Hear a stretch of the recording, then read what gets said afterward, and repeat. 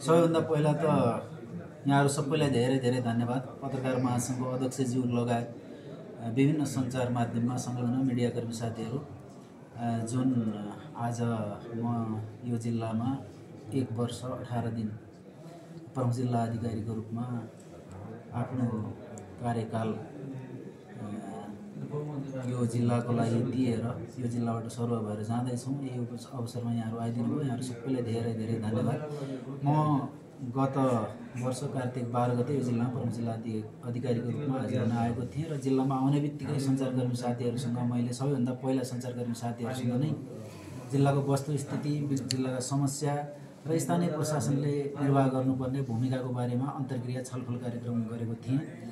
र जिल्लामा आउने बित्तिकै मेरो प्राथमिकताहरू विशेष गरेर जिल्लाको शान्ति सुरक्षा कायम गर्ने, सरल सहज र गुणस्तरीय रूपमा सेवा प्रवाह गर्ने र सुशासन कायम गर्ने, विकास निर्माणका काम कारबाही गतिविधिहरूलाई स्थानीय प्रशासनले समन्वयकारी भूमिका निर्वाह गर्ने जुन प्रमुख कामहरू थिए, यी कामहरूमा म प्रमुख जिल्ला अधिकारीको रूपमा रहँदाखेरि मैले जहिले पनि सकारात्मक रूपले र परिणाम देखिने गरी प्रयत्न गरेको हुँ र त्यो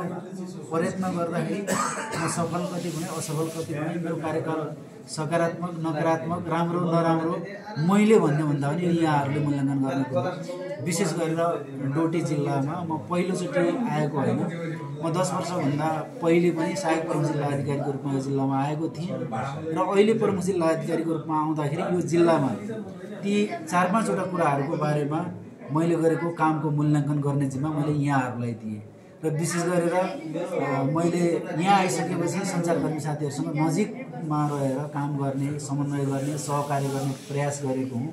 त्यसैको परिणामस्वरूप हरेक महिना चाहिँ सञ्चारकर्मी र जिल्लाका सम्पूर्ण सरकारी कार्यालयका सूचना अधिकारीहरूको नियमित बैठक गर्ने काम चाहिँ गरिएको छ। त्यसलाई निरन्तरता दिइनेछ भन्ने मैले विश्वास लिएको छु। त्यस्तै गरेर डोटी जिल्लामा रहेका सरकारी कार्यालयहरूमा आउने सेवाग्राहीहरूले सेवा लिन आउँदाखेरि आफ्नै भाषामा आफूले प्राप्त गर्ने सेवाको बारेमा जानकारी पाउनुपर्छ भन्ने उद्देश्यले डोटेली भाषामा नै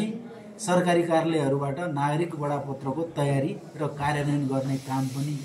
सुरुवात गरियो। त्यस्तै गरेर जिल्लामा का विभिन्न 9 वटा स्थानीय तहहरू छन्, 65 वटा वडाहरू छन्। ती वडाका आम सेवाग्राहीहरू जो शारीरिक मानसिक रूपले सरकारी सेवा लिन असमर्थ छन्, सदरमुकामसम्म आउन सक्ने अवस्था छैन भने त्यस्ता सेवाग्राहीहरूको पहिचान गरेर घर दैलोमा नै गएर बोगटान फुटसिल गाउँपालिका होस् कि सायल गाउँपालिका होस् कि हामीले त्यही ठाउँमा उहाँहरूलाई सेवा दिने प्रयास गऱ्यौँ। त्यस्तै गरेर जिल्लाको यातायात व्यवस्थापनको क्षेत्रमा देखेका समस्याहरू समाधान गर्ने प्रयास, जिल्लामा सञ्चालित विकास निर्माणका काम कारबाहीहरूलाई तदारुकता दिने कामहरूमा प्रयास, यी कुराहरू मैले सकारात्मक रूपले परिणाम आउने गरी प्रयास गरेको हुँ। त्यसमा कति सफल भए, कति असफल भए र मेरो मूल्याङ्कन मैले गर्ने भन्दा पनि त्यो मूल्याङ्कन गर्ने जिम्मा यहाँहरू सञ्चारकर्मी साथीहरूलाई र समग्र रूपले डोटी जिल्लावासीहरूलाई मैले सुम्पिँदै यो जिल्लामा मलाई सहज रूपले समन्वय गरेर, सहयोग गरेर, साथ दिएर, समर्थन गरेर, सहकार्य गरेर जुन सहयोग गर्नुभयो यहाँहरू मार्फत सम्पूर्ण डोटीवासीलाई हार्दिक आभार प्रकट गर्दछु। धन्यवाद।